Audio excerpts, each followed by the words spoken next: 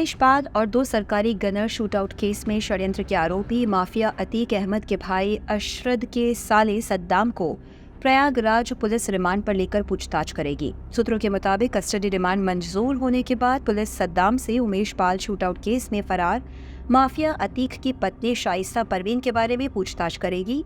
इसके अलावा शाइस्ता परवीन की देवरानी और सद्दाम की बहन ज़ैनब फातिमा के बारे में भी पूछताछ करेगी, जबकि उमेश पाल व 2 सरकारी गनर शूटआउट केस में फरार चल रहे शूटर्स बमबाज गुड्डू मुस्लिम, साबिर और अरमान के बारे में भी पूछताछ करेगी।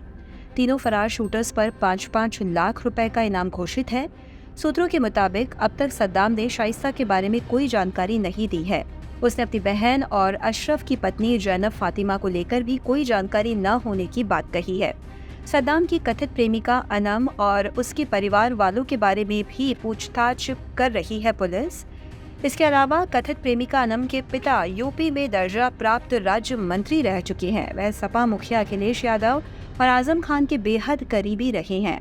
आशंका जताई जा रही है कि बरेली में सद्दाम को किराए का फ्लैट दिलाने और कारोबार संभालने में मदद करने में प्रेमिका अनम के दर्जा प्राप्त राज्य मंत्री पिता का भी अहम रोल रहा है। प्रयागराज पुलिस मुख्य रूप से यही पता करने की कोशिश करेगी कि उमेश पाल शूटआउट केस में सद्दाम की क्या भूमिका रही है।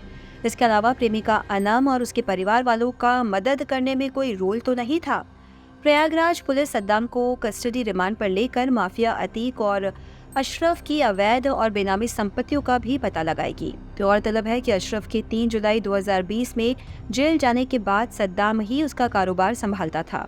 अशरफ के बरेली जेल में रहने के दौरान उसने बरेली में मकान किराए पर लिया था। सद्दाम बरेली में अपनी पहचान छिपाकर मुश्ताक के नाम से रहता था। इसी नाम से एग्रीमेंट बनवाकर वहां पर वो रह रहा था। बरेली में वह अपने बहनोई अशरफ के अवैध कारोबार को संभाल रहा था।